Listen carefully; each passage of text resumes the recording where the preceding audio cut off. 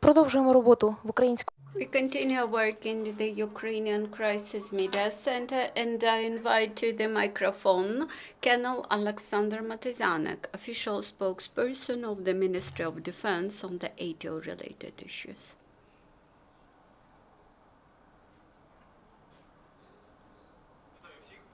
Good afternoon.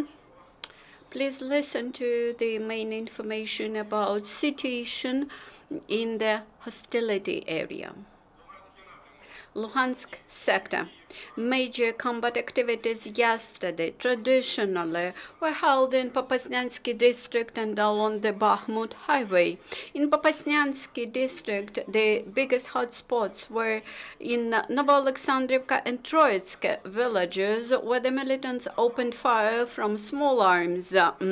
Along the Bakhmut highway, the enemies violated ceasefire regime in Novotoshkevsky and Krymsk villages, and the lion's share of yesterday's shellings from band formations was here around 4 p.m. yesterday. The mortar shelling of our fortifications were held by band formations. During the last 24 hours in Lugansk sector, there were 9 enemy shellings. In Donetsk sector, the situation yesterday was a little bit quieter than the year before. The militants did not use armored vehicles, but limited themselves to grenade launchers and machine guns, and they used heavy weaponry, mortars. Only in Avdiivka, the biggest part of enemy's shellings was around Avdiivka.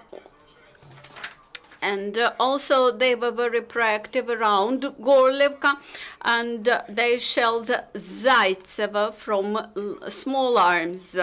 And in Zaitsevo, both residential houses and economic buildings were ruined. Some buildings were totally ruined, unfortunately. Yesterday, the enemies violated ceasefire regime in Novoselivka Druga village, and both sides. This violation was at the dark part of the day. The shelling continued around 2 hours, and the militants opened fire from grenade launchers and machine guns. In Donetsk sector, in total, yesterday, there were 16 enemy shellings.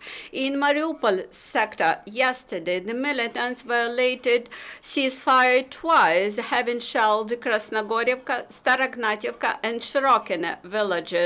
The strongest shelling was in Starognatievka after lunchtime, when during an hour the enemy shelled our positions from heavy weaponry, using having launched 10 artillery shells, 6 tank shells, 4 mortar mine bombs. In Shirokine, they shelled our positions from mortars. In Krasnogorivka, within 3 minutes, the militants shelled our positions from small arms. Fortunately, during last 24 hours, there were no killed servicemen, but 2 servicemen were wounded. One serviceman was wounded in result of the blast on unknown explosive device. Another one in course of shelling near Troitsk and Lugansk villages. In Chernigiv region, Security Service of Ukraine had detained a man who was engaged by Russian special services.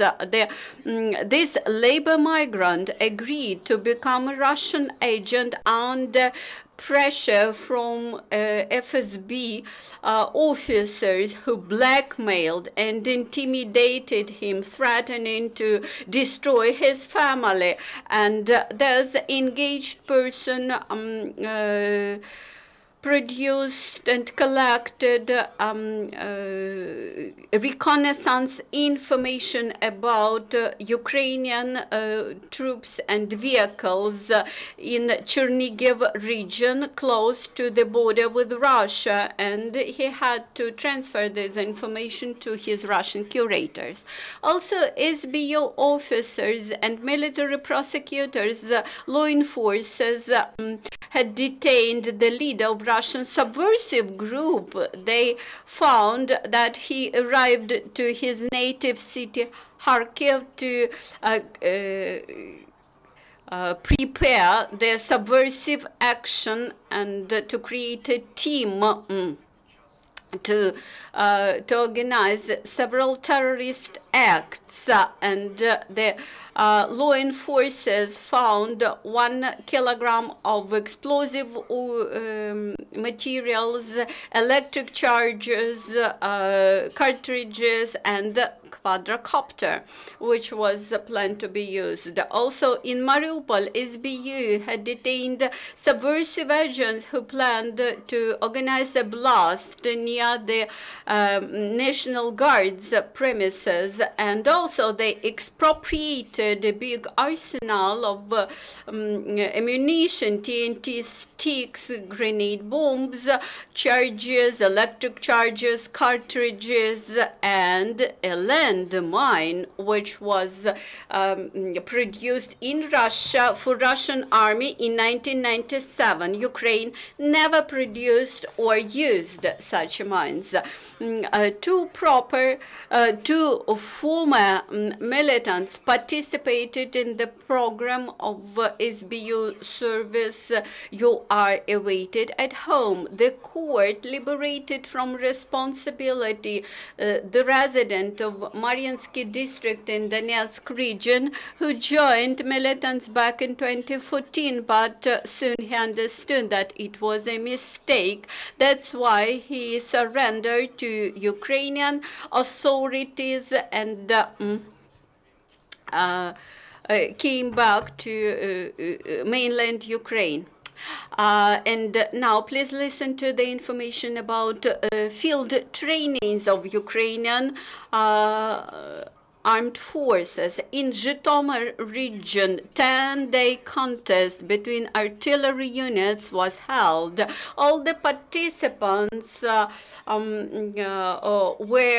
all the participants of this contest had an experience of combat activities. The winner is a battery of howitzer artillery division, and it belongs to the North group of troops.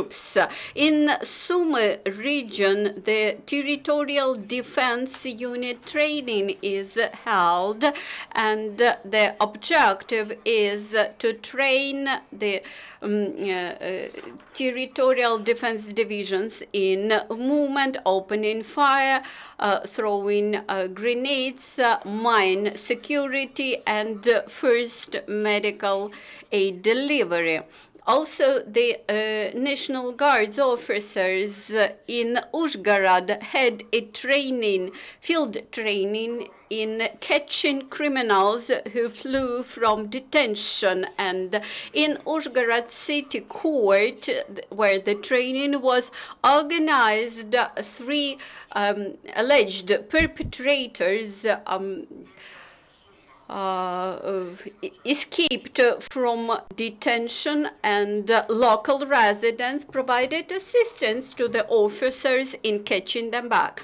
In Sumy, a 2-day camp training for convoying troops of the National Guard officers was organized, and the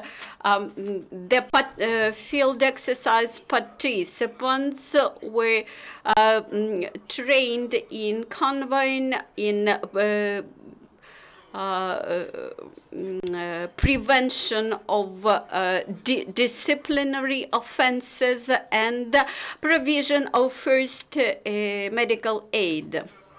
Also, in Ternopil region, volunteers assisted with the civil-military cooperation group delivered to Severodonetsk a batch of bandages and medical staff. Besides that, the officers provided servicemen at the front line with presents handmade by school children from Kremina in Lugansk Oblast. And there are no questions. Thank you for your